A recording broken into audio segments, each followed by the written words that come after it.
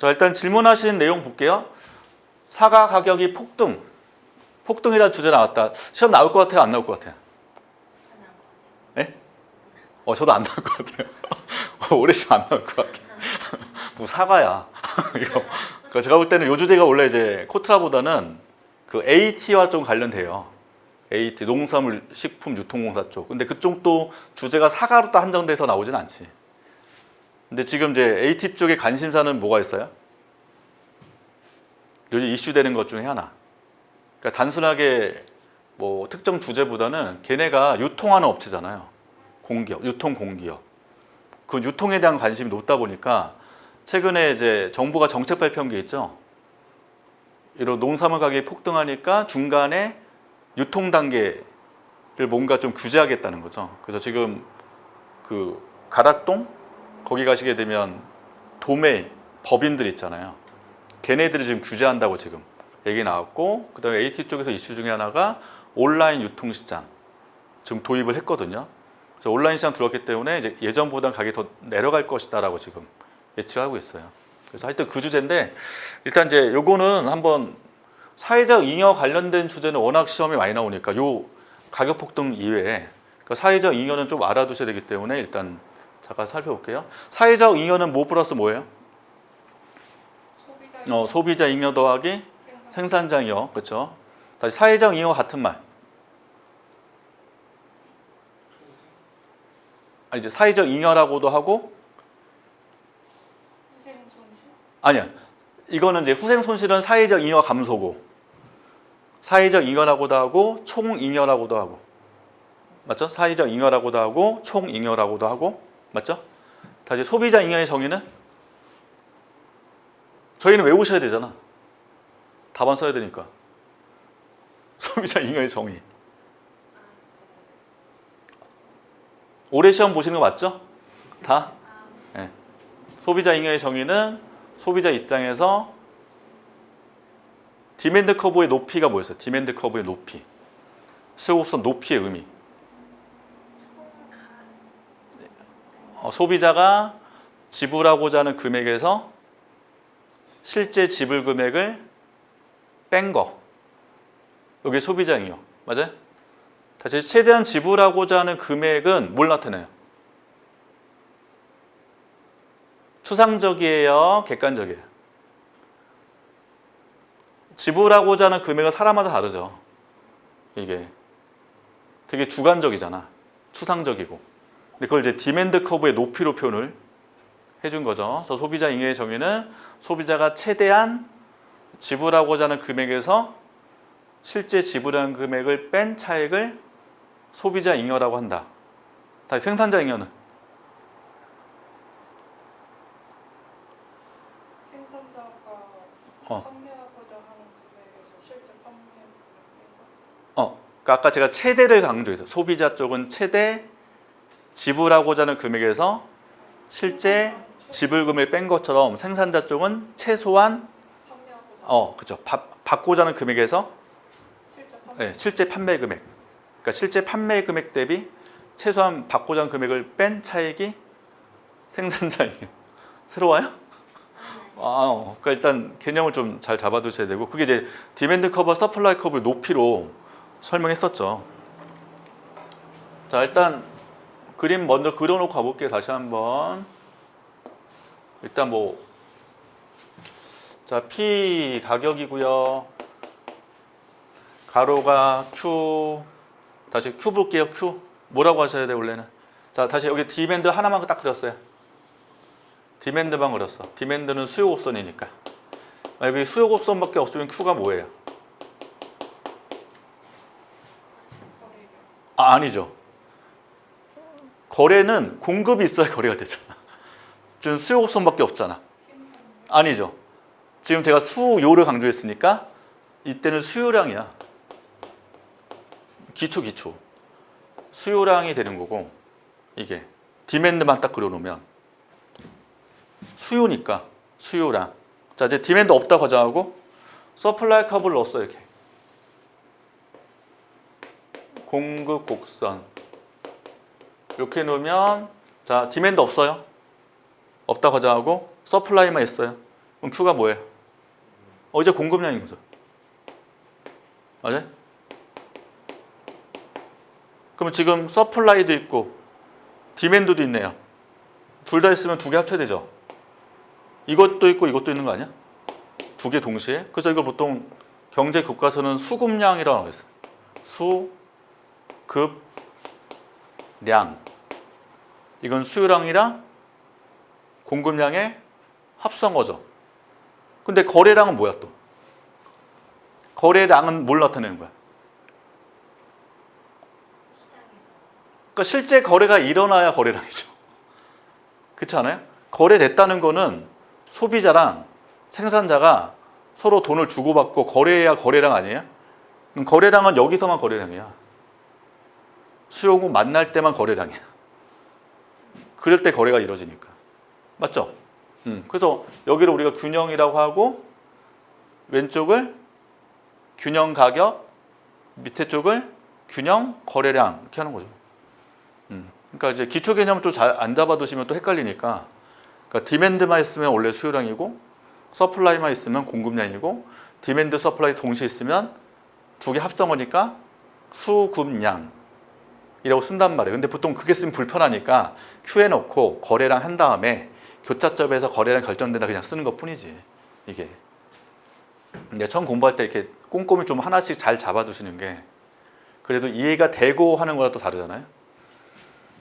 자, 그 다음에 소비자잉여는 뭐였어요? 위에 삼각형, 위에 소비자잉여, 그렇죠?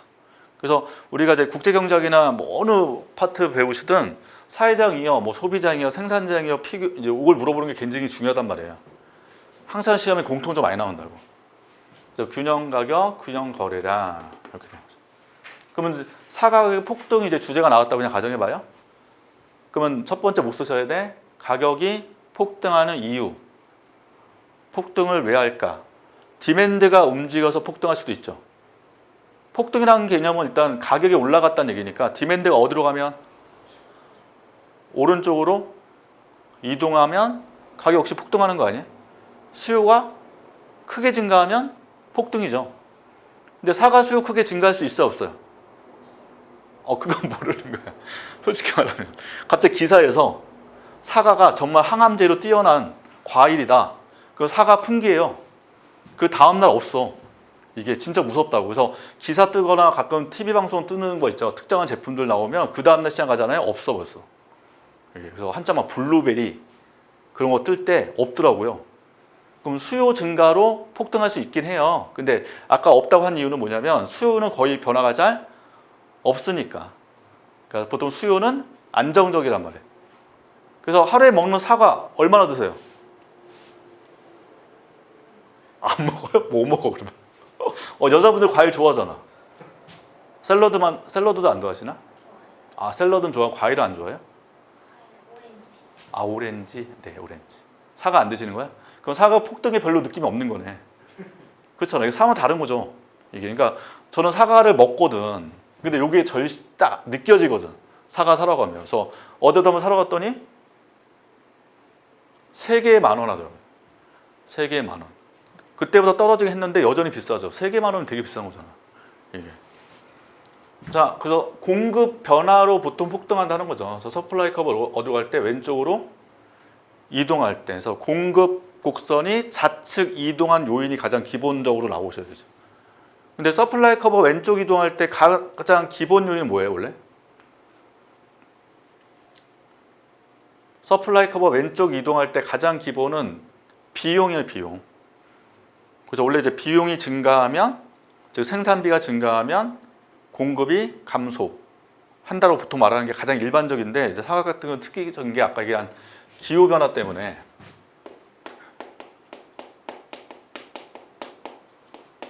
사과의 생산지가 지금 급강하고 있다면, 그래서 저번에 제가 TV 돌리다가 그 프로그램에 기후학자 나와서 막 얘기하는 거 나왔거든요. 근데 그 미국에 있는 뭐 기후학자들은 아기를 안 낳는데요. 그런 얘기 있더라고. 왜냐면 되게 위험하게 보는 거야. 기후에 대해서. 기후가 지금 되게 덥잖아요. 지금 딱 봐도. 그러면 이때 애를 낳으면 얘가 약간 일반적 정상 아들보다 떨어질 가능성이 좀 있대요. 그래서 ADH도 좀 높아지고 실제 지능도 일반적인 분들보다 좀 떨어지고, 그걸 우려해서 기후학자가 알기 때문에 애를 안 갖는데요. 자기 자녀들을 위해서 괜히 애 낳다가 그 애들이 이제 고생할 가능성이 있으니까 애를 안 낳는 얘기를 하더라고. 그래서 와, 이게 진짜 보통이 아니구나. 그래서 지금 사과도 문제지만 앞으로 수박도 안 나온다며요, 우리나라에서. 그래서 사과도 사라지고 수박도 사라지면, 수박 좋아하세요? 그러니까 얼마나 우울해. 벌써 우울하잖아, 그렇죠? 자, 하여튼 기후 변화로 사과 생산이 급감되면 이게 왼쪽으로 이동한다라는 거죠. 이때 소비자잉여 이거고, 이게 생산자잉여고 처음에. 자, 이제 왼쪽으로 이동했어요. 이렇게 이동했어요. 그럼 소비자잉여만 볼게요. 소비자잉여. 지금 새로운 서플라이 커브에서 일단 판단하시는 거잖아. 새로운 서플라이 커브에서. 그럼 이제 교차점 기준으로 보시게 되면 이제 노란 색깔로 소비자잉여가 요면적으로 바뀌는 거죠. 노란 색깔로. 그러면 아까 요거보다는 어떻게 돼요? 반드시 면적이 감소했죠. 그러니까 소비자잉여는 반드시 감소한 건 확실해요, 그렇죠? 그림만 딱 보시면. 그러니까 소비자잉여 CS는 반드시 감소해요. 현재 그림상. 요거. 그러면 소비자는 반드시 피해를 입는 거죠. 그러니까 사과 소비자가 피해를 얻는 거예요. 사과 지금 안 좋아하시는 분들은 아무 의미 없는 거야. 저가 피해 보는 거야, 이게. 자, 생산자 잉여는요. 자, 처음 삼각형 이거죠. 자, 저 연결해 볼게요. 이렇게 원점으로. 이게 생산자 잉여죠, 삼각형. 근데 지금 서플라이 왼쪽으로 이동할 때 노란 색깔로 다시 그리시면 요면적으로 바뀌죠. 그 처음에 뭐였냐면 이면적이었어요. 그럼 공통된 면적 이거죠. 겹치는 부분이. 그러니까 여기에서 여기로 바뀌었단 말이에요. 그럼 지금 요게 증가한 거고, 그러니까 증가분이 요거고 감소분이 이거죠, 면적이. 그럼 플러스 마이너스 중에 어디가 더 크다고 말할 수는 없어요. 왜냐하면 그냥 대략 눈으로 보기에 이게 더 큰 것 같잖아. 근데 이게 확정적으로 얘기할 수는 없는 게 서플라이 커브 이동 폭을 몰라요. 이동 폭을. 만약에 이만큼 이동하면 어떻게 돼요? S2로 이렇게. 그럼 만약 이렇게 이동하면 증가 면적이 대략 요 면적 정도로 또 바뀌죠, 이게. 그래서 서플라이 커브 관련된 생산자 잉여는 지금 알 수 없다야. 이 그림상에서 면적을 명확히 비교할 수 없다는 거거든요. 이해돼요? 요거는. 그래서 생산자 잉여의 변화는 불명확해, 그림상에서. 자, 다시 요거 S2 주의할게요.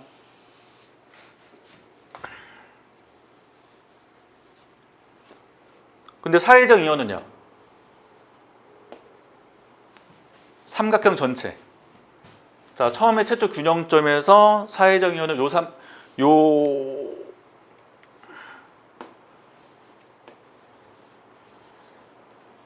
삼각형. 근데 바뀐 균형점 여기니까 삼각형의 면적이 요 삼각형. 그러면 요 면적만큼이 지금 확실하게 줄어든 거죠. 그러니까 사회적 잉여, 총잉여는 반드시 감소해요.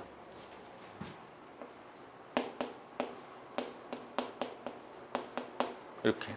그러니까 요거 감소 맞는데 생산자 잉여는 불명확해요. 이게 그림으로 이해되세요? 그다음에 제가 써드린 것처럼 이걸 그림 안 그리고도 해석할 수 있어. 지금 가격이 일단 올라가서 내렸어요. 가격이 올라갔거든요, 이게. 그럼 가격 올라가면 소비자 입장에서는 소비자 잉여 늘까요, 줄까요? 주는 효과죠, 가격이 올라간 거는. 그래서 소비자 잉여 쪽에서는 감소 효과가 발생하는, 감소. 자, 생산자 잉여는요?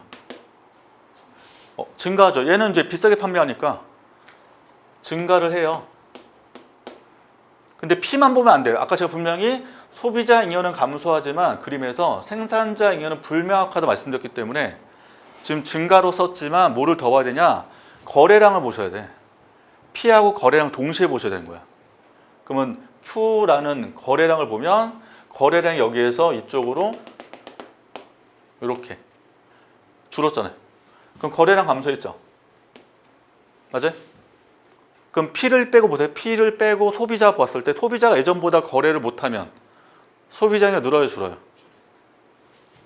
줄죠. 맞아요? 이해돼요? 그러면 둘 다 감소잖아. 둘 다 감소니까 소비자는 반드시 뭐 한다고요? 감소한다고. 이렇게. 그러니까 그림이 안 그리고도 원래 가능해. PQ를 동시에 보시는 거야. P만 보면 말고 Q도 보셔야 된다고. 근데 생산자 잉여는 Q 줄면 예전보다 판매량이 줄었다는 얘기잖아요. 판매량이. 그럼 얘도 생산량이 어떻게 돼요? 감소하는 거죠. 그럼 지금 증가하고 감소하니까 알 수 없잖아. 불명확하다는 거죠. 이해되세요? 이렇게 판단하면 되게 빨리 푸는 거야. 객관식 문제 풀 때 약간 편법 방법 이런 거야. PQ를 동시에 보자는 거지. 근데 그림으로 이렇게 보시게 되면 면적을 다 보셔야 되잖아. 그러니까 소비자잉여는 반드시 감소하지만 생산자잉여는 뭐하다?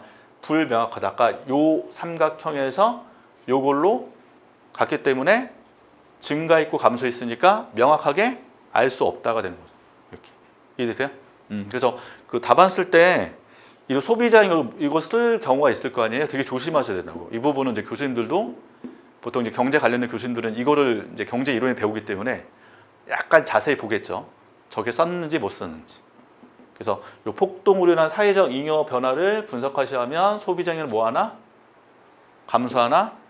생산자, 즉 생산자는 사과를 생산 판매자를 말하는 거죠. 이분들은 가격 올라가니까 좋지만 예전보다는 덜 팔리기 때문에 또 안 좋은 효과도 있다는 거죠. 그래서 전체적으로 불명확하다. 그런 사회 전체적으로 피해예요. 국가 전체적 피해예요. 그럼 사회적 잉여가 줄어드니까 어떻게 돼요? 그래서 정부가 개입하는 거예요. 또는 소비자 위에서 개입하겠죠. 소비자 감소 때문에 개입한다. 이렇게 판단해 주시면 됩니다. 아시겠죠? 그래서 사회적 잉여 분석은 좀 정확하게 그림을 그려주는 거 되게 중요하고 가격과 거래량의 변화를 통해서 판단해서 써주시면 제일 바람직하겠어요. 네. 저 상태에서 이제 정부가 개입을 해서 뭐 지원금을 준다거나 유통에 대한 지원금을 준다거나 이제 하는 상태로 사과 가격을 좀 잡으려고 노력을 했잖아요.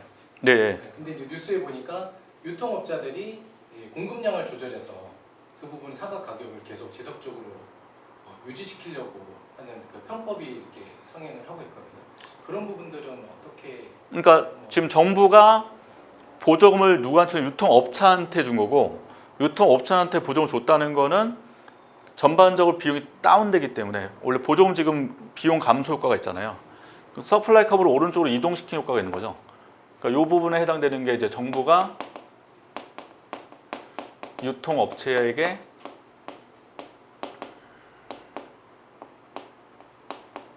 보조금을 지급하게 되면 예전보다는 사과 공급 증가를 유도하기 위해서 한 거고, 그럼 여기에 오른쪽 이동하면서 가격이 다시 내려가는 걸 기대한 거잖아요. 근데 이제 얘네 입장에서는 뭐 굳이 공급을 늘린다는 보장은 없죠. 그러니까 돈을 받는다 하더라도 실제로 재고라는 게 있기 때문에 재고를 조절하면 되거든요. 그 안에서 재고조로 실제로 공급을 늘리지 않으면 말씀하신 것처럼 가격이 여전히 높게 형성되도록 하는 게 좋은 거죠. 네. 그래서 서플라이 커브 이동으로만 설명하시면 제일 좋죠. 어쨌든 사회 전체 잉여는 감소하기 때문에 사과 가격 그 정부가 개입을 하는 것도 어쨌든 정부 지출이 증가를 하는 거고, 그다음에 뭐 수출 제한으로 뭐 국내 공급량을 늘린다고 한다면 교역량이 감소를 하는 거고, 어떤 부분에 있어서도 이득은 없는 거잖아요. 수출을 어떤 거? 그러니까 수출 제한, 사과에 대한 수출 제한으로 국내 공급량을 늘리려고 하는 뭐 정책이 뉴스에 나오기도 했었잖아요. 수출 제한이요? 네. 네. 수출 제한도 있었고 보조금 지급이 있었고, 그다음에 유통업체한테 보조금 지급으로 해결하고자 하고. 보조금 지급은 정부 지출이 늘어나는 거고, 네. 그러니까 수출 어차피 제한- 보조금 준다는 거는 정부 예산을 통해서 지급을 하기 때문에 이게 보조금 지급할 때 명확한 타겟팅이 안 돼 버리면 돈만 낭비를 하는 거니까 정부 지출 그 효과 자체가 정확하게 안 나올 수도 있어요. 수출 제한은 어쨌든 교역량 감소로 수출의 경상수지나 수출이 제한되는 게 이제 기본적인 게 수출이 그러니까 이거는 저번에 인도네시아도 마찬가지로 걔네가 수출하는 재화에 대한 수요가 많다 보니까 기존에 수출을 많이 하다가는 국내 가격이 올라가다 보니까 수출을 제한한 경우가 있었던 것처럼 이거를 이제 마음껏 수출하도 해버리면 국내 사과가 품귀 현상이 발생되니까 당연히 수출 제한을 할 수밖에 없는 거죠. 근데 문제는 제한하면 수출 업자들이 또 피해를 보는 거기 때문에 어떤 정책이든지 누군가한테는 반드시 피해가 발생할 수밖에 없어요. 그렇다고 한다면은 이게 장기간 지속되는 상황에서 네. 사과에 대한 수요가 사과 수요? 네, 탄력적으로 바뀌게 되면 결국은 가격은 공급이 늘지 않더라도 줄어들 수밖에 없는 거죠. 그러니까 만약에 이게 계속 유지가 된다면 사람들은 사과 수요를 줄일 가능성이 있는 거죠. 그럼 사과 수요 줄인다는 것은 사과 수요 곡선이 왼쪽으로 이동한다는 거죠. 수요 왼쪽 방향으로 움직이게 되면 예전 사과 소비를 기피하는 거잖아요. 비탄력이 되는 게 아니라 자체가 수요가 줄죠. 수요 자체가 욕구 때문에 변할 수 있으니까. 그러니까 사과 수요가 줄어서 가기 내려갈 수도 있는 거고. 이거는. 근데 정부가 할 수 있는 거는 보통 여기서는 수요를 줄일 수는 없으니까 수요를 줄이는 정책을 실시할 수는 없잖아요. 정부라는 건. 어쨌든 자연적으로는 수요가 줄어서 가격이 어느 정도 안정화되는 게 가장 바람직한데 사과 수요가 줄기가 쉽지는 않을 걸로 보여요. 그러니까 우리나라 국민 과일이잖아요. 사과도. 그 시장 가시면 사과는 다 팔고 다 먹고자 하니까. 그래서 수요 자체는 변하기 굉장히 어려울 거고 공급 변화를 통해서 지금 정부가 정책을 실시하는데 각각 주제들 보면 수요 변화로 인한 정책도 있거든요. 근데 사과 자체는 이제 농산물에 해당되니까 수요 변화를 이루기는 쉽지는 않다고 보는 거죠.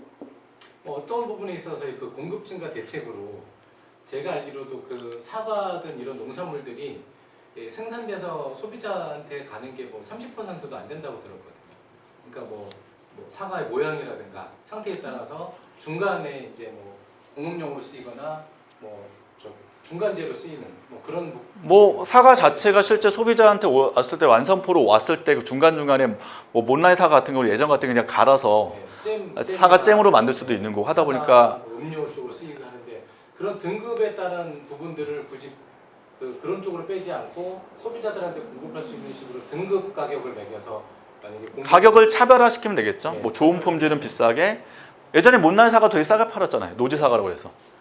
근데 지금 노지 사과도 그래도 가격이 좀 지금도 좀 비싸게 팔긴 하니까. 그런 부분들도 약간 자연적인 공급 증가 방법으로 어차피 수요가 있기 때문에 수요에 대응해서 생산들이 반응할 거예요. 그러니까 수요가 항상 존재하면 진짜 못 먹는 사과까지 팔 수 있는 거죠. 비싸들 사갈 테니까 사람들은. 그러니까 이제 시장 자체에 대한 이제 규제를 안 해야 되는 게 원칙이니까. 근데 어쩔 수 없이 정부는 개입할 수밖에 없고 개입하는 거에 따른 반드시 부작용이 발생할 수밖에 없는 거죠. 이건 이제 소비자들을 위해서 일단 했는데 다른 계층은 반드시 피해 발생할 수밖에 없다는 게 항상 정부 정책의 문제점이에요. 완벽한 정책은 없기 때문에. 그래서 보통 이제 정책에 대한 논점을 답안쓸 때는 이 정책에 대한 어떤 한계점까지 좀 답안을 써주시는 게 좋긴 하거든요. 완벽한 정책은 항상 없어요. 모든 정책에는. 자, 이렇게 마무리해도 될까요? 네.